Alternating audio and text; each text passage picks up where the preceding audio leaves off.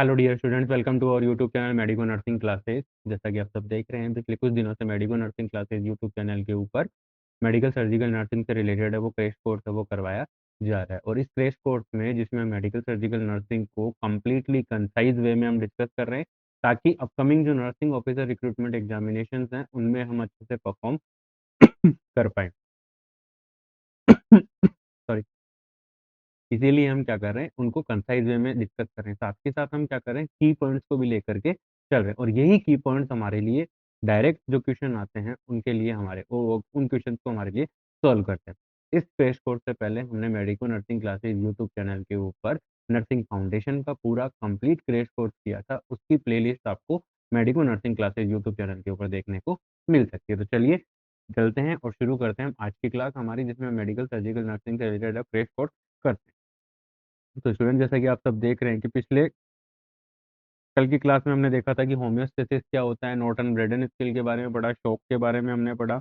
Last class में हमने देखा था कि शॉक क्या होता है, शॉक की स्टेजेज क्या होती है, उनके बारे में हमने देख लिया था। ठीक है स्टूडेंट, उसके बाद हम देखते हैं, फिर हमने शौक की स्टेजेस पढ़ी। तो शौक की स्टेजेस थी कितनी थी, 4 स्टेजेस थी। उन चारों स्टेजेस में कौन कौन सी स्टेजेस थी? फर्स्ट वन जो शौक की स्टेज थी, उस शौक की स्टेज के अंदर पहला स्टेज क्या था? पहला स्टेज था आपका इनिशियल स्टेज। इनिशियल स्टेज का मतलब है जहाँ पर आपके अंदर शौक की कंडीशन है वो अराइज होना शुरू हुई है, जिसका स्टार्ट होना शुरू हुआ है। साथ के साथ नेक्स्ट था आपका कंपनसेटरी स्टेज। और कंपनसेटरी स्टेज के अंदर आपने देखा था कि बॉडी कोशिश कर रही है कि उस शौक की कंडीशन को कैसे कैसे रिकवर किया जाए, कैसे उसके साथ कंपनसेट किया जाए। बॉडी जब अपनी रिकवर करने की कंडीशन को फेल हो जाती है तो उस कंडीशन में आता है प्रोग्रेसिव स्टेज। प्रोग्रेसिव स्टेज के अंदर भी आप देखते हो कि प्रोग्रेसिव स्टेज में मान लीजिए बॉडी का कंपनसेटरी मैकेनिज्म था वो क्या हो गया, fail. Body fail to compensate. अगर हमारी बॉडी कंपनसेट करने में फेल हो जाती है तो उस कंडीशन के अंदर हम ये देखते हैं कि वहां पर फिर वो जो शॉक की कंडीशन है वो प्रोग्रेसिव स्टेज के अंदर कन्वर्ट हो जाती है। और जब प्रोग्रेसिव स्टेज के अंदर कन्वर्ट हो जाती है तो स्टूडेंट्स आप देखोगे कि वहां पर क्या रहता है, प्रोग्रेसिव स्टेज में कन्वर्ट होते ही वहां पर इरिवर्सिबल चेंजेस धीरे धीरे शुरू होने लग जाते हैं, बॉडी कंपनसेट करना बंद कर देती है।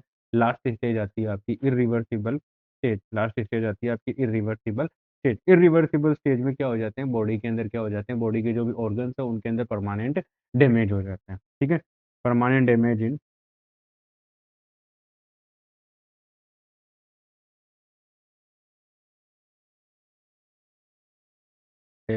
ऑर्गन। जो बॉडी के ऑर्गन्स है उनके अंदर क्या हो जाता है, परमानेंट डैमेज होना शुरू हो जाता है। तो ये थी शॉक की स्टेजेस। आई होप आप लोगों को समझ में आ रही होगी। अगर किसी भी स्टूडेंट को कोई डाउट है क्लास से रिलेटेड, प्लीज आप कमेंट सेक्शन में जरूर बताओ। डेफिनेटली आपके उस डाउट को क्लियर किया जाएगा। मैं प्रॉमिस करता हूँ कि मैं आपके उस डाउट को क्लियर करूंगा। तो इसीलिए मैं आपको ये कह रहा हूँ कि आप मुझे बताइए ताकि मैं उस डाउट को अच्छे से सॉल्व कर पाऊँ। चलिए नेक्स्ट देखते हैं। आज की क्लास में हमारा टॉपिक शुरू होता है कि टाइप ऑफ शौक की। शौक के कौन कौन से टाइप्स होते हैं, किस प्रकार के शौक होते हैं, कितने प्रकार के शौक होते हैं, तो वो हमें देखने हैं। ठीक है, टाइप ऑफ शौक के अंदर देखेंगे तो वेरियस टाइप ऑफ है, बहुत सारे शौक के टाइप हैं जिनको हमें क्या करना है, देखना है। तो जो टाइप्स हैं उनमें सबसे पहला टाइप आता है आपका न्यूरोजेनिक शौक। पहला टाइप आता है आपका न्यूरोजेनिक शॉक। तो स्टूडेंट, न्यूरोजेनिक शॉक का मतलब क्या होता है स्टूडेंट? यहाँ पर एक कंसाइज वे में हम डिस्कस कर रहे हैं, ये बात आप अपने माइंड में रखिए। आप अपने नोट्सों को पढ़िए, जो medico Nursing classes YouTube channel के ऊपर पहले से जो क्लासेस उनको देखिए, उसके बाद आप क्रैश कोर्स को करेंगे तो आपको ज़्यादा अच्छे से समझ में आएगा। ठीक है, तो न्यूरोजेनिक शॉक की अगर मैं बात करूँ तो due to any neurological disorder, due to any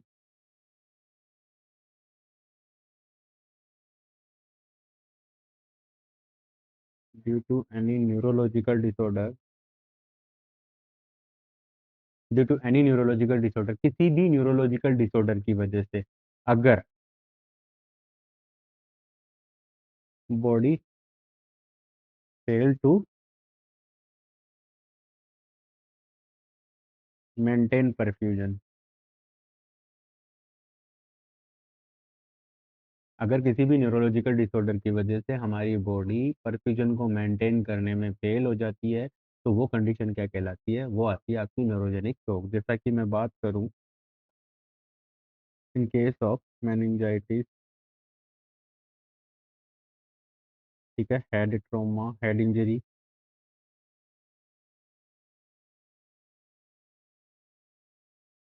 increase increase ICP, increase intracranial pressure. तो ये वो एग्जांपल्स हैं जिन कंडीशंस के अंदर क्या होता है, न्यूरोलॉजिकल डिफेक्ट हो जाते हैं। न्यूरोलॉजिकल डिफेक्ट होने की वजह से स्टूडेंट्स आप देखोगे कि वहाँ पर है जो हमारी बॉडी है उसके अंदर जो सिंपैथेटिक, इन सारी कंडीशन की वजह से क्या होता है, disturbance in disturbance in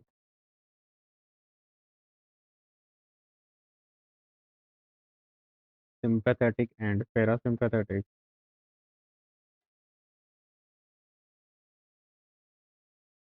disturbance in sympathetic and parasympathetic system. ठीक है। और सिंपैथेटिक और पैरासिम्पैथेटिक सिस्टम के अंदर डिफरेंस होता है, तो उस कंडीशन के अंदर क्या होता है, वहां पर कार्डियक अबनॉर्मेलिटीज आना शुरू हो जाती हैं। Cardiac and pulmonary abnormalities, cardiac और पल्मोनरी अबनॉर्मेलिटीज आना शुरू हो जाती है, मतलब कार्डियक आउटपुट है, हार्ट रेट है, ठीक है, कंडक्शन सिस्टम है हार्ट का, उनके अंदर आपको चेंजेस देखने को मिलते हैं, वहाँ वो डिस्टर्बेंस हो जाते हैं, और उस वजह से क्या होता है, बॉडी के अंदर जो ब्लड सप्लाई है, जो सर्कुलेशन है, वो पूरी तरह से मेंटेन नहीं हो पाता है, जिसकी वजह से वहाँ पर क्या होता है, जो टिश्यूज है उनका परफ्यूजन है वो मेंटेन नहीं रह पाता है। तो इसीलिए ये है कि न्यूरोलॉजिकल, किसी भी न्यूरोलॉजिकल डिसऑर्डर की वजह से अगर हमारी बॉडी के अंदर जो सिंपैथेटिक और पैरासिम्पैथेटिक नर्वस सिस्टम है वो अफेक्ट हो रहा है, और उनका अफेक्ट हो रहा है, उनके अफेक्ट होने की वजह से वहाँ पर क्या हो रहा है, वहाँ पर अगर आपके पल्मोनरी सिम्टम्स आ रहे हैं, या कि अगर लंग्स है वो पूरी तरीके से एक्सपेंशन एंड रिकॉइल नहीं हो पा रहे हैं, साथ ही साथ वो काम नहीं कर पा रहे, ठीक है, तो वहाँ पे क्या होगा, गैस एक्सचेंज है वो पुअर हो जाए, साथ के साथ अगर हार्ट है वो अगर पूरी तरीके से कंडक्शन सिस्टम काम नहीं करेगा, ब्लड वेसल्स है वो अच्छे से ब्लड को सप्लाई नहीं कर पाएंगी, कंस्ट्रिक्ट हो गई या बहुत ज़्यादा डायलेट हो गई, तो उस कंडीशन के अंदर स्टूडेंट्स आप देखोगे कि वहाँ पर पेशेंट के अंदर परफ्यूजन है वो मेंटेन नहीं रह पाता है, और नहीं रहने की वजह से वहाँ पे डिसऑर्डर है, यानी कि जो शॉक है वो कंडीशन अराइज हो सकती है। तो यहाँ पर है ये जो अगर शॉक की कंडीशन है वो अगर किसी न्यूरोलॉजिकल डिसऑर्डर की वजह से अराइज हो रही है, जैसे हेड इंजरी केस में पूरा सिस्टम है वो डिस्टर्ब हो जाता है, तो वो क्या कहलाता है, आपका न्यूरोजेनिक शॉक। आई होप आप लोगों को समझ में आया हो। नेक्स्ट हम बात करते हैं, नेक्स्ट जो शॉक का टाइप हो, उस शॉक के टाइप में हम देखते हैं हाइपोवोल्यूमिक शॉक। जैसा कि नाम से ही आपको पता लग रहा है स्टूडेंट, हाइपोवोल्यूमिक शॉक। नेक्स्ट आपका टाइप है हाइपोवोल्यूमिक शॉक। तो हाइपोवोल्यूमिक शॉक के अंदर स्टूडेंट्स आप देखोगे, ठीक है, हाइपोवोल्यूमिक का मतलब है कि डिक्रीज वेस्क्यूलर वॉल्यूम। हाइपोवोल्यूमिक में क्या हो गया, हाइपोवोल्यूमिक,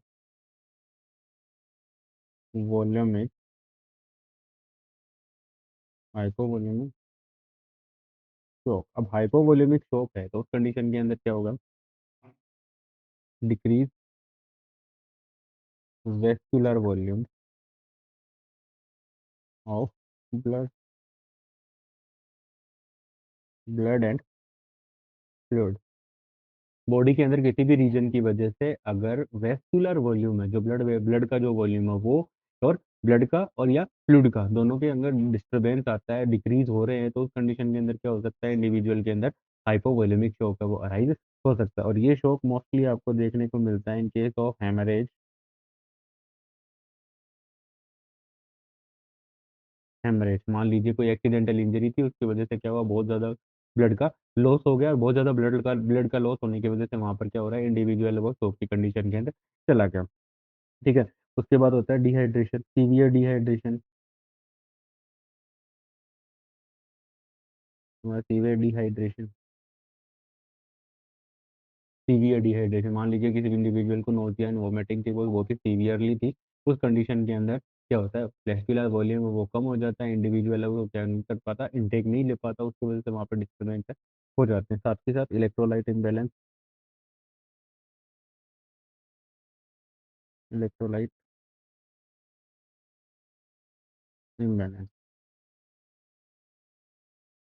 इलेक्ट्रोलाइट इम्बैलेंस हो जाता है, तो उस कंडीशन के अंदर क्या होता है, वहाँ पर भी सीवियर कंडीशन है, वो वॉल्यूम की, ब्लड का जो वॉल्यूम है वो कम हो जाता है, और उस कंडीशन के अंदर क्या है, आपको हाइपोवोल्यूमिक शॉक है वो देखने को मिल सकता है। आई होप आप लोगों को समझ में आ रहा होगा कि न्यूरोजेनिक शॉक क्या था और हाइपोवोल्यूमिक शॉक है वो क्या है। ठीक है। तो अब हाइपोवोल्यूमिक शॉक है उसके अंदर आप देखोगे severe nausea and vomiting,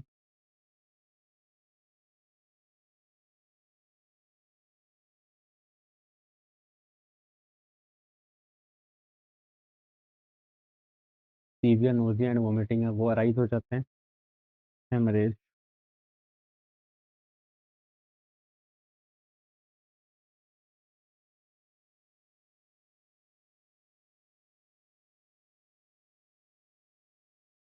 haemorrhage. Next में आता है पोस्टपार्टम हेमरेज।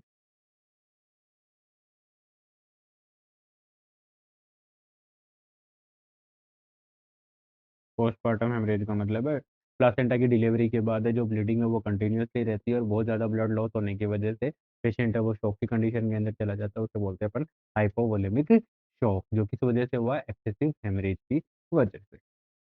ठीक है, तो ये सारे पॉजिटिव पॉजिटिव एजेंट्स है जो आपके हाइपोवोलेमिक शॉक को बढ़ा रहे हैं। आई होप आप लोगों को समझ में आया हो। नेक्स्ट वन है, नेक्स्ट हमारे शॉक का टाइप है वो आता है अपना कार्डियोजेनिक शॉक। जैसा कि न्यूरोजेनिक शॉक के अंदर क्या था कि न्यूरोलॉजिकल डिसऑर्डर की वजह से वहाँ पर क्या हो रहा था, शॉक की कंडीशन अराइज हो रही थी। लेकिन यहाँ पर है, अब यहाँ पर क्या होगा, यहाँ पर देखो कार्डियोजेनिक शॉक, कार्डियोजेनिक शॉक के अंदर स्टूडेंट्स आप देखोगे due to due to any cardiac disorder, किसी भी कार्डियक डिसऑर्डर की वजह से, किसी भी कार्डियक डिसऑर्डर की वजह से अगर हमारी बॉडी के अंदर शॉक की कंडीशन अराइज होती है, ठीक है, due to any cardiac disorder, due to any any cardiac disorder, due to any cardiac किसी भी कार्डिक डिसऑर्डर की वजह से अगर हमारी बॉडी के अंदर शॉक की कंडीशन अराइज हो रही है, जैसे कि failure of conduction system, failure of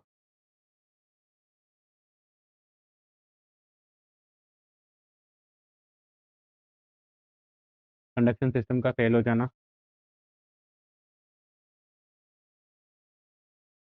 tachycardia,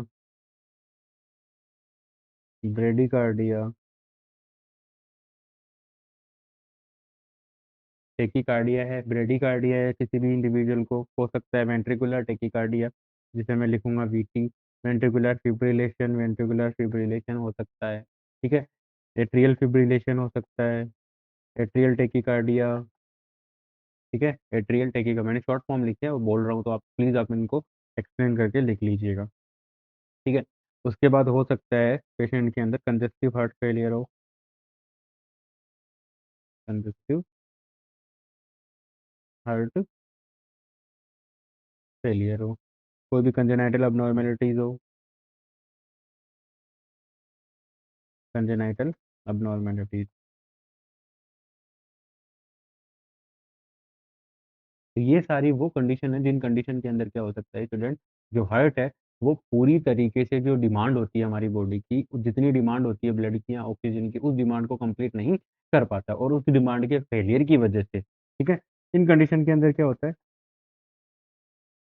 heart is unable, heart is unable to meet और fulfil the demand of, fulfil the demand of किस चीज की demand, demand of oxygen and blood, blood and oxygen, oxygenated blood, ठीक है, यहाँ और कर देते हैं अपन। ठीक है, जब भी डिमांड जो हर्ट है वो क्या नहीं कर पाता है, वो जो बॉडी की डिमांड है, कोई किसी ऑक्सीजनेटेड ब्लड की जो डिमांड थी उस डिमांड को अगर वो फुलफिल नहीं कर पाता है, तो उस कंडीशन के अंदर स्टूडेंट क्या होता है, वहाँ पे क्या होता है, कार्डियोजेनिक शॉक है वो अराइज हो जाता है, लीड्स टू कार्डियोजेनिक शॉक।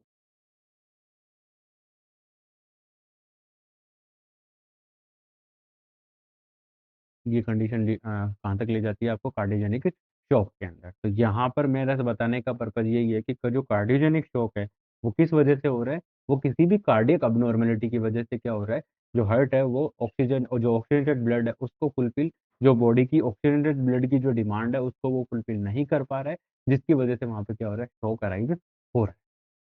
ठीक है, ये होता है अपना कार्डियोजेनिक शॉक। नेक्स्ट हम बात करेंगे, नेक्स्ट हमारा जो नेक्स्ट शॉक है वो है हमारा सेप्टिक शॉक। जैसा कि नाम से पता लग रहा है, सेप्टिक का मतलब है इन्फेक्टेड, सेप्टिक वर्ड का मतलब क्या होता है? इन्फेक्टेड। सेप्टिक का मतलब होता है इन्फेक्टेड। इन्फेक्टेड, ठीक है। इन्फेक्टेड या इन्फेक्शन। इन्फेक्शन का मतलब किसी भी माइक्रो ऑर्गेनिज्म का एंट्री करना, एंट्री करके वहाँ पे मल्टीप्लिकेशन करके डिजीज कोज कर देना, क्या कहलाता है? क्या कहलाता है? Infection, sepsis, septic. ठीक है, ये चीज़ है। ठीक है, तो बात करते हैं अपन सेप्टिक शॉक की। तो सेप्टिक शॉक की अगर स्टूडेंट्स हम बात करें, तो किसी भी सीवियर इन्फेक्शन की वजह से, किसी भी सीवियर इन्फेक्शन की वजह से अगर हमारी बॉडी के अंदर कोई शॉक की कंडीशन आ रही है, हमारी बॉडी के अंदर अगर शॉक की कंडीशन आ रही है, हार्ट भी फेल हो गया, नर्वस सिस्टम भी फेल हो रहा है उस चीज़ को मेंटेन करने में, तो वो कंडीशन क्या कहलाती है? आपकी सेप्टिक शॉक की वजह से। यहाँ पे क्या हुआ है? Shock occur due to condition of shock,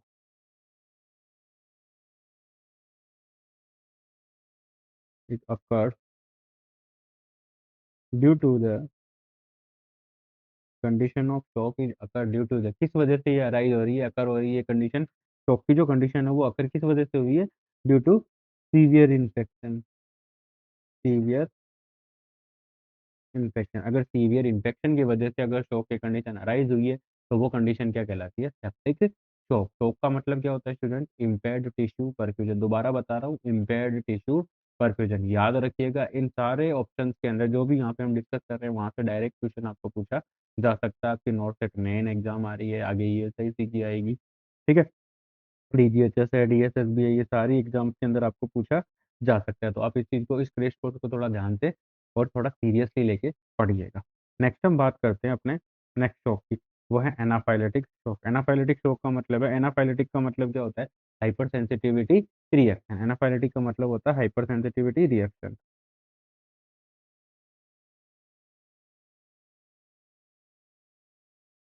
hyper sensitivity,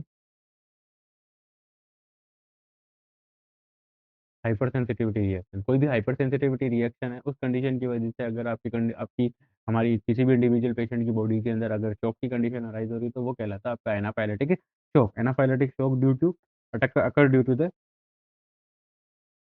it occur due to the, due to the severe allergic और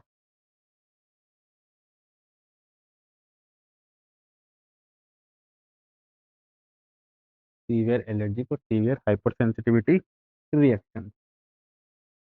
किसी भी वजह से अगर आपकी बॉडी के अंदर कोई हाइपर सेंसिटिविटी रिएक्शन होती है और उस वजह से अगर शॉक की कंडीशन अराइज होती है, तो वो शॉक कहलाता है वो क्या शॉक कहलाएगा? आपका एनाफाइलेटिक शॉक। जैसा कि बी बाइट,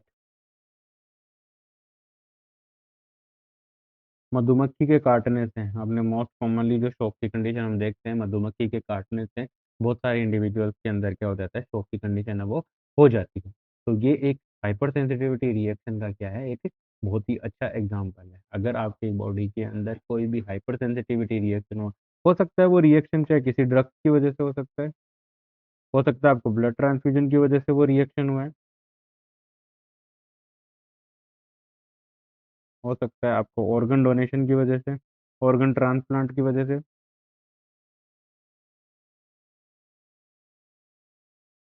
ऑर्गन ट्रांसप्लांट की वजह से आपकी बॉडी के अंदर क्या हुआ? वो रिएक्शन हुई है। तो ये सारे रीजन हो सकते हैं जिन वजह से क्या होता है? एनाफाइलेटिक रिएक्शन हो सकती है। और ये एनाफाइलेटिक रिएक्शन है, वो कहाँ लीड करती है? It's lead to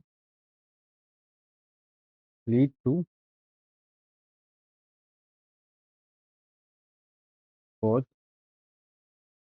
impaired tissue perfusion.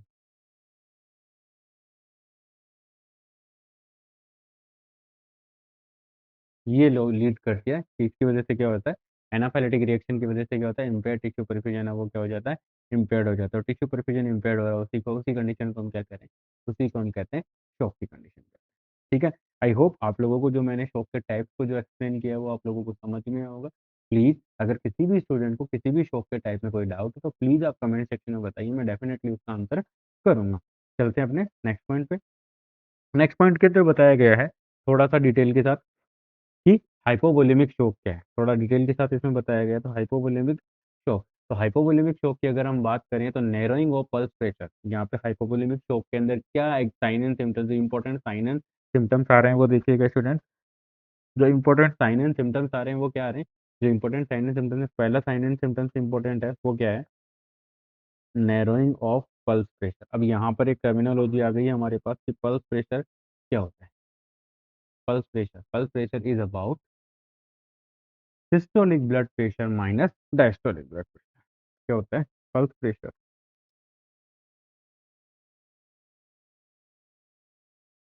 Pulse pressure की बात कर रहे थे हम। पल्स प्रेशर का मतलब होता है systolic blood pressure minus, systolic blood pressure minus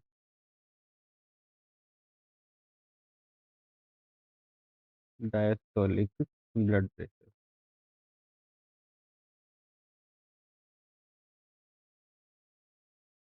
ठीक है, systolic blood pressure minus diastolic blood pressure is known as, उसे क्या कहते हैं, उसी को हम कहते हैं पल्स प्रेशर कहा जाता है। नॉर्मल कितना, सिस्टोलिक बीपी कितना होता है, नॉर्मल हम आइडियल मानते हैं 120 माइनस डायस्टोलिक बीपी कितना मानते हैं, डायस्टोलिक बीपी हम मानते हैं कितना 80 mm/Hg। इनको अगर माइनस करते हैं तो आपका आता है 40 mm/Hg। It is the normal pulse pressure, it is the normal pulse pressure, it is the normal pulse pressure. I hope आप लोगों को समझ में आया हो। ठीक है, तो ये तो थी एक पल्स प्रेशर के बारे में। ठीक है, पल्स प्रेशर के बारे में बता रहा था। तो हाइपोवोल्यूमिक शॉक के अंदर क्या हो रहा है, हाइपोवोल्यूमिक शॉक के अंदर सबसे पहले तो आपको क्या देखने को मिलेगा, narrowing of pulse pressure. Pulse pressure क्या होता है मैंने समझा दिया। उसके बाद दिखेगा आपको ओलिगोयूरिया। ओलिगोयूरिया का मतलब हो गया decrease urine output. Oliguria, oliguria का मतलब है decrease urine output, decrease urine output. Oliguria का मतलब है डिक्रीज यूरिन आउटपुट कितने से, 400 ml से, 400 ml से भी कम, 400 ml से कम अगर यूरिन आउटपुट बन रहा है कितना, पर 24 आवर। अगर 24 घंटे के अंदर 400 ml से भी कम यूरिन बन रहा है तो इस कंडीशन को हम क्या कहते हैं, ओलिगोरिया कहा, ओलिगोयूरिया कहा जाता है। ठीक है, नेक्स्ट मैंने कोल्ड एक्सट्रीमिटीज। अब आप देखोगे स्टूडेंट की शॉक की कंडीशन के अंदर इंडिविजुअल की जो एक्सट्रीमिटीज है, हाथ पैर है, वो ठंडे पड़ जाते हैं। क्यों पड़ जाते हैं, क्योंकि वहां पर ब्लड की जो सप्लाई है वो इम्पेयर्ड हो चुकी है, चाहे वो किसी भी शॉक की वजह से, किसी भी रीजन की वजह से हुई होगी, लेकिन वो क्या हो चुकी है, वहां पे इम्पेयर्ड हो चुकी है। और ये इम्पेयर्ड होने की वजह से हाथ और पैर है वो क्या होने शुरू हो जाते हैं, ठंडे पड़ने शुरू हो जाते हैं। ठीक है, तो ये तो था हमारा हाइपोवोलेमिक शॉक के अंदर जो इंपॉर्टेंट साइन एंड सिम्टम्स आपको देखने को मिलते हैं, उन साइन एंड सिम्टम्स को यहाँ पे बताया गया है। नेक्स्ट हम बात करते हैं मैनेजमेंट ऑफ एनाफाइलेटिक रिएक्शन, या एनाफाइलेटिक शॉक का मोस्ट कॉमन जो मैनेजमेंट होता है वो यहाँ पे हम डिस्कस करेंगे। तो मैनेजमेंट में सबसे पहले हम मैनेजमेंट ऑफ एनाफाइलेटिक रिएक्शन, तो उनके मैनेजमेंट में सबसे पहले क्या डिस्कशन है, सबसे पहले हमारा डिस्कशन होगा कि एपिनेफ्रिन। ठीक है, सबसे पहले है कि एपिनेफ्रिन, याद रखना, रट्टा मार लेना, epinephrine is the drug of choice in case of anaphylactic shock.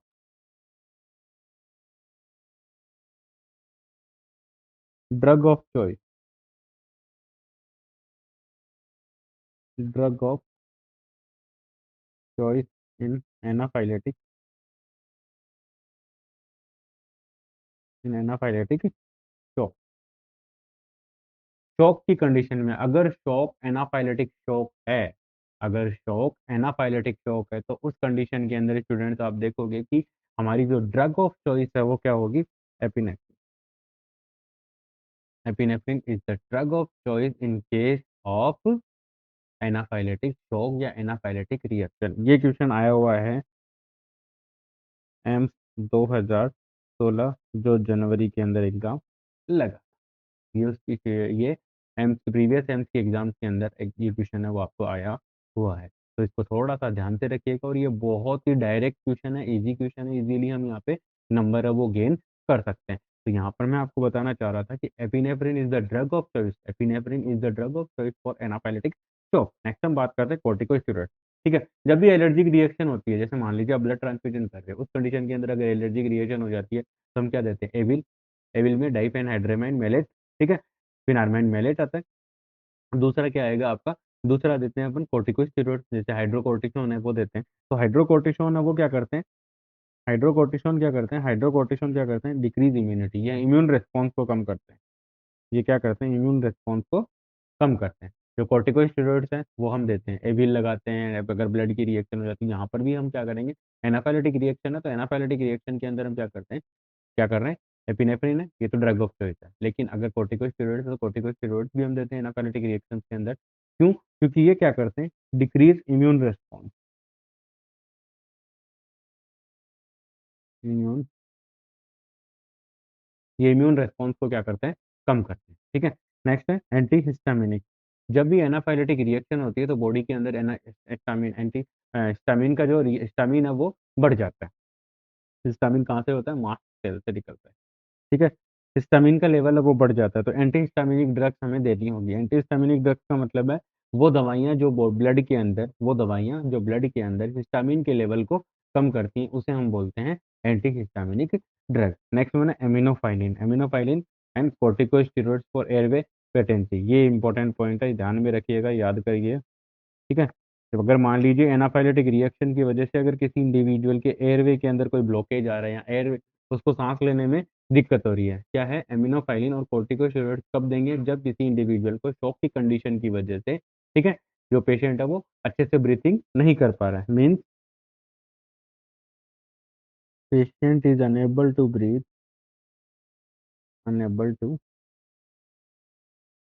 Breathe due to due to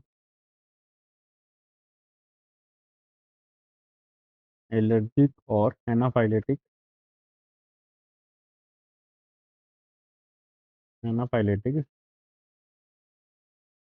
reaction, due to allergic और एनाफाइलेटिक रिएक्शन। अगर किसी एलर्जिक रिएक्शन की वजह से और एनाफाइलेटिक रिएक्शन की वजह से अगर कोई इंडिविजुअल अच्छे से सांस नहीं ले पा रहा है तो उस कंडीशन को हम, उस कंडीशन के अंदर हमें क्या देना है, पेशेंट को एमिनोफाइलिन देना। एमिनोफाइलिन क्या है, ये एक ब्रोंकोडाइलेटर है। एमिनोफाइलिन क्या है, ब्रोंकोडाइलेटर।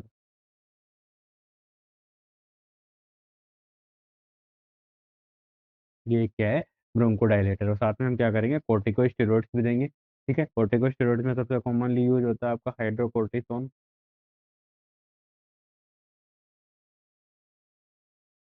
हाइड्रोकोर्टिसोन 100 mg, ये मोस्ट कॉमनली यूज होने वाली ड्रग है, ठीक है। एनी एलर्जिक रिएक्शन, तो जब भी किसी इंडिविजुअल को शॉक की वजह से अगर उसकी, उसे सांस लेने में दिक्कत हो रही है तो उस कंडीशन के अंदर हमें क्या करना है, पेशेंट के अंदर एमिनोफाइलिन और कोर्टिकोस्टेरॉइड हम दे सकते हैं। याद रखने वाला पॉइंट क्या था इसके अंदर, याद रखने वाला पॉइंट यही था कि epinephrine is the drug of choice for anaphylactic reaction. Anaphylactic reaction के लिए जो एपिनेफ्रिन है वो क्या है, हमारी एक ड्रग ऑफ चॉइस है। आज की क्लास में इतना ही। आई होप मेरे द्वारा प्रोवाइड की जा रही क्रेश कोर्स की क्लासें आपकी नर्सिंग ऑफिसर रिक्रूटमेंट एग्जामिनेशन की प्रिपरेशन में आपकी हेल्प कर रही होंगी, साथ ही साथ भी आपकी प्रिपरेशन को और भी अच्छा बना रही होंगी। तो please like share and subscribe. Thank you so much.